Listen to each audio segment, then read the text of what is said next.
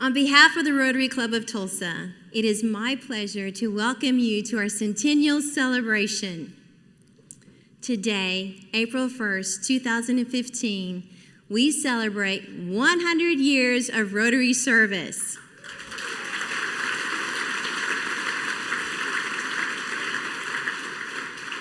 And tonight, we want to recognize and show appreciation to all of you who have given of your time, talent, and financial support to help make this world a little bit better.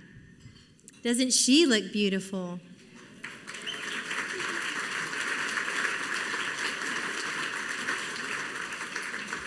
We have a special gift for you, Queen.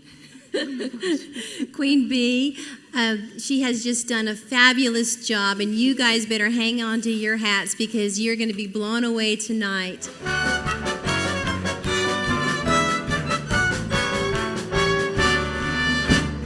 Wow, what a way to start it out. But this is a proclamation on behalf of the state of Oklahoma, and I'm not going to read it because you have a wonderful program. But what it does say, that is on April 1st, 2015, this is officially Rotary Club of Tulsa Day in the state of Oklahoma. Ladies and gentlemen, please welcome honorary Rotarian and Mayor of the City of Tulsa, Dewey Bartlett, Jr. Well, good evening, everybody. How does it feel to be 100 years old? Isn't it terrific? Hey, how about that?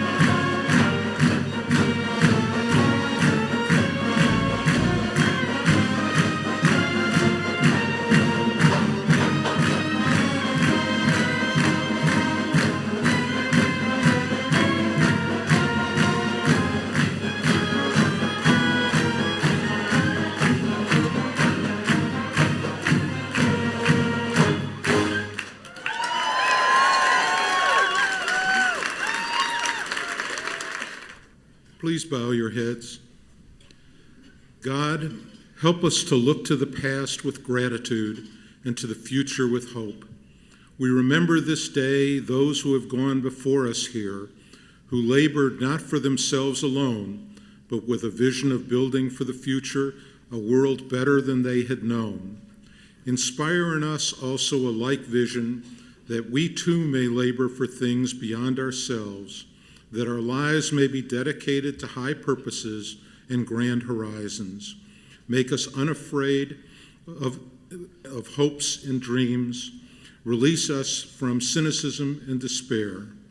Teach us to be realistic about our limitations, but never to lose hope in our potential to transcend them. Amen. I am Chuck Wilson. I am a proud past president of the Rotary Club of Tulsa. If you have served in the armed forces, whether you're a Rotarian or a guest, will you please stand at this time as I read a presentation in your honor? All veterans throughout the room, please.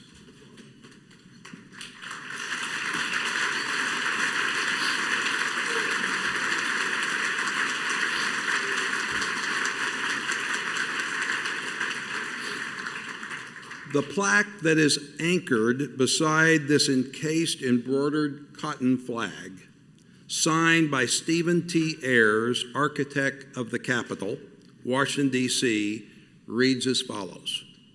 This is to certify that the accompanying flag was flown over the United States Capitol.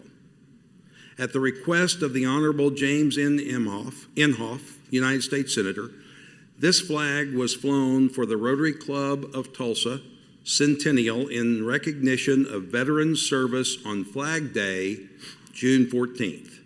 It now belongs to the Rotary Club of Tulsa, and our past presidents have requested that it remain encased and brought forward each year at our Rotary programs representing veterans and their service. Thanks to all of you for your service above self.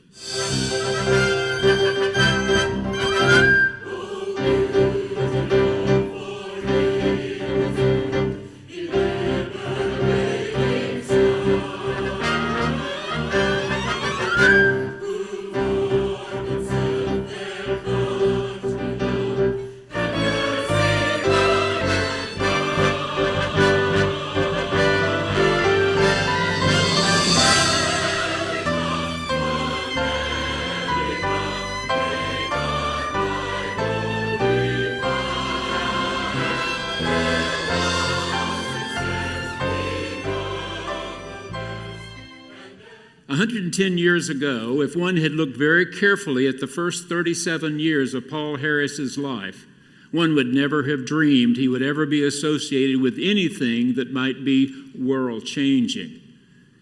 He was born 3 years after the end of our great Civil War, 1868, in Racine, Wisconsin.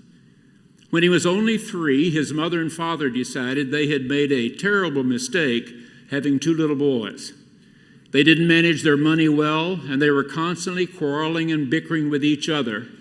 So they put these 2 little boys in a buggy and then a train and sent them almost 1,000 miles to Wallingford, Vermont, where the Harris grandparents lived. The 2 little boys grew up in their grandparents' home. But as behavioral scientists would say today, when Paul became a teenager, he began to act out. The thought that he had been rejected when he was 3, not a part of his mother and father's life at all, caused him now to become very disruptive. Twice he was expelled from school.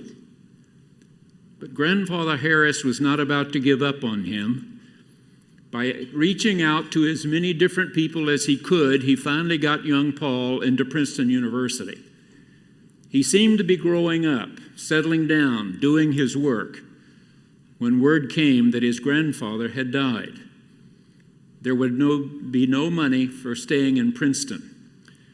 So Paul began to work his way westward, looking for a university that perhaps he could afford, some kind of work program where he could work his way through, and he ended up at the University of Iowa.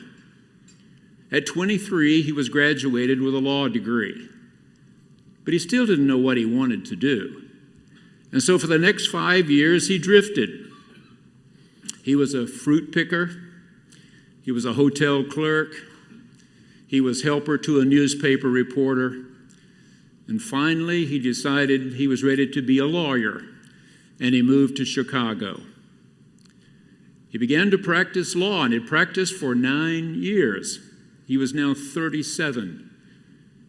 He really missed small-town Wallingford, Vermont, where everyone knew everyone else, and everyone seemed to care about everyone else. Though Chicago was not nearly as large a city as it is today, it was big enough that he felt alone, as if he knew almost no one. One day he had had lunch with a business associate who, as they walked down the street to a nearby restaurant, had called the name of every shop owner they passed, greeting them by name as he walked by. And Paul Harris had an idea. He invited 3 other people to have lunch with him. He would later describe those 3 as a promoter, perhaps a kind of public relations person that long ago, a coal dealer, and a tailor. The coal dealer would become president of their little organization. They agreed to rotate their meeting places, one hosting one week, one the next.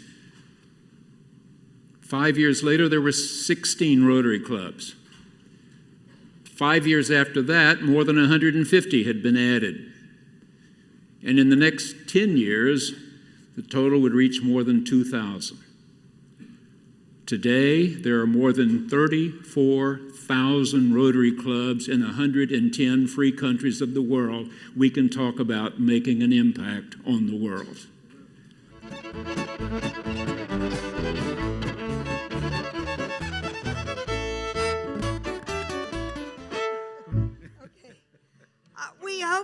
works, a little encouragement for your past president. Down just a little bit.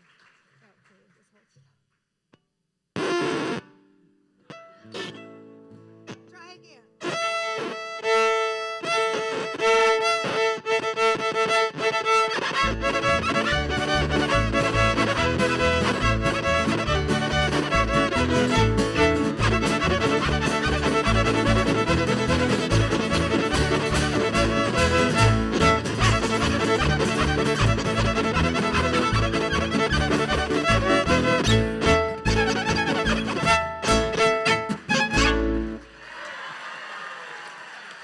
A nice hand for Ed, and he did not break my bow.